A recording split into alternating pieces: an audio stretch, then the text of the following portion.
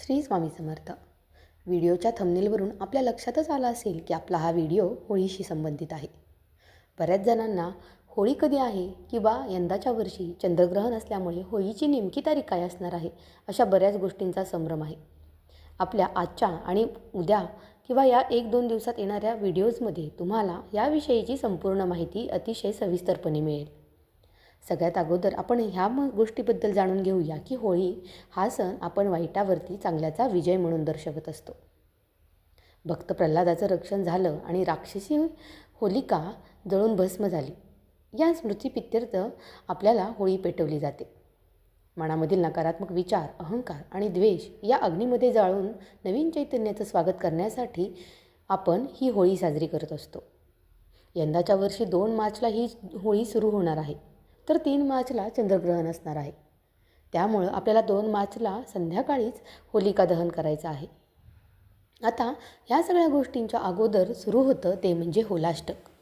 बऱ्याच जणांना ह्या होलाष्टकबद्दल काहीही माहिती नसतं आणि आपण वेगवेगळे कार्य या काळामध्ये करून घेतो.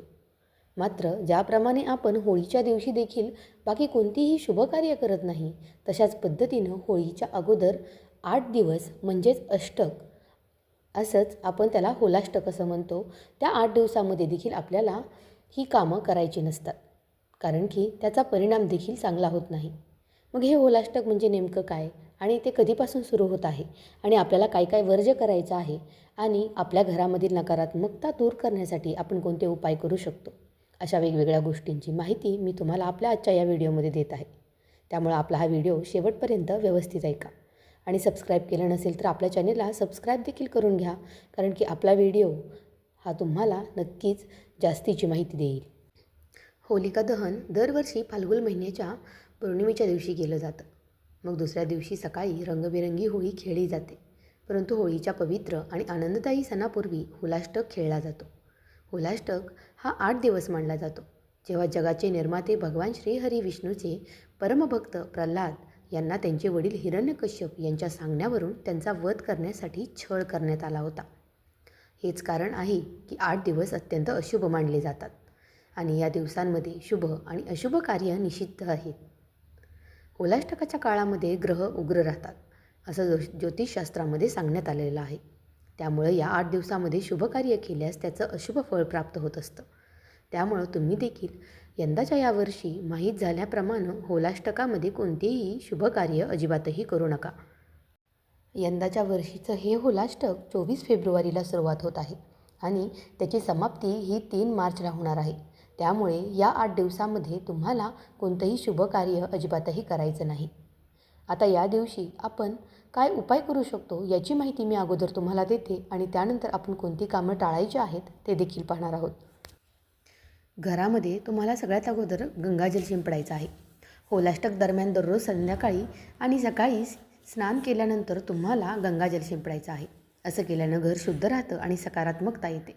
यासोबतच होलाष्टकाच्या वेळी सकाळी आणि संध्याकाळी तुम्हाला घरामध्ये गुगुल, लोबान, धूप किंवा कापूर जाळणं देखील अतिशय योग्य राहतं.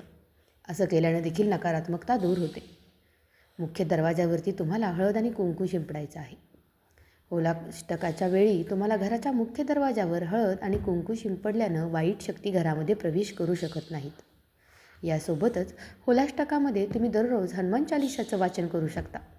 या दिवसांमध्ये सलग 11, 21 किंवा 108 वेळा हनुमान चालिसेचं पठण केलं तर ते अतिशय फलदायी ठरतं. होलाष्टकाच्या दरम्यान आपल्याला शुभ कार्य वर्ज्य का असतात असा प्रश्न पडला तर त्याच्यामागे 2 प्रमुख कारणं आहेत.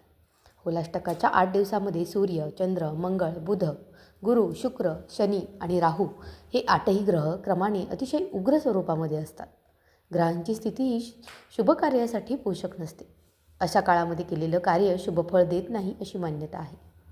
आणि पौराणिक कथेनुसार हिरण्यकश्यपूनं होळीच्या पूर्वीच्या या 8 दिवसामध्ये भक्त प्रल्हादाला विष्णू भक्ती सोडण्यासाठी असह्य यातना दिल्या. हा काळ दुःख आणि कष्टाचा मानला जातो. म्हणूनच या काळामध्ये आनंदाची शुभकार्य केली जात नाहीत. त्यामुळं तुम्हाला ह्या 8 दिवसामध्ये कोणती कार्य ही पूर्णपणे वर्ज्य करायची आहेत ते आता आपण व्हिडिओच्या पुढं पाहून घेऊया. या काळामधील पहिली गोष्ट म्हणजे तुम्हाला 8ही दिवसामध्ये लग्न किंवा साखरपुडा करणं हे पूर्णपणे निषिद्ध आहे. असं मानलं जातं की या काळामध्ये लावलेलं लग्न टिकण्यामध्ये खूप अडचणी येतात. यासोबतच पुढची गोष्ट म्हणजे तुम्हाला नवीन घरामध्ये प्रवेश करणं किंवा नवीन वास्तूची शांती करणं हे देखील टाळायचं आहे. नवीन घराचं बांधकाम सुरू करणं आणि नवीन मालमत्तेचा करार करणं या देखील गोष्टी ह्या होलाष्टकाच्या काळामध्ये आपल्याला पूर्णपणे वर्ज्य करायच्या आहेत. मुंज आणि नामकरण ह्या गोष्टी देखील खूप महत्त्वाच्या असतात.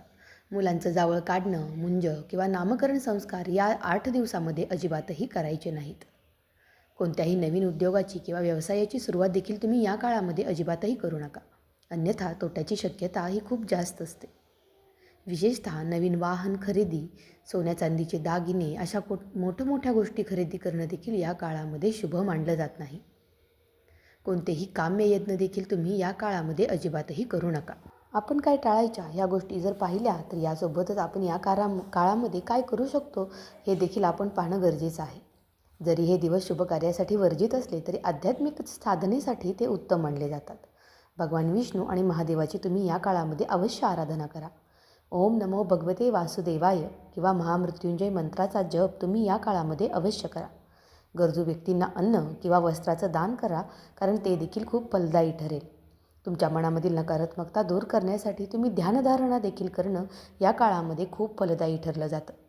त्यामुळं या 8 दिवसामध्ये फक्त प्रल्हादाला आणि आपण भगवान विष्णू, हनुमान या सगळ्यांची सेवा करून आपल्याला फलप्राप्ती नक्कीच होईल.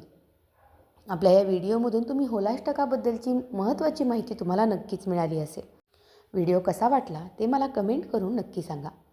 होलाष्टकाबद्दल तुमच्या मनामध्ये आणखीन काही प्रश्न असतील तर ते देखील तुम्ही मला कमेंटमध्ये नक्की विचारू शकता. येणाऱ्या आणखीन पुढच्या व्हिडिओजमध्ये होळीबद्दलची बाकीची माहिती देखील देण्याचा मी तुम्हाला पूर्ण प्रयत्न करेन. आपला व्हिडिओ आवडला असेल तर आपल्या चॅनेलला लाईक, सबस्क्राईब आणि शेअर केल्याशिवाय जाऊ नका. होळीच्या तुम्हाला खूप शुभेच्छा.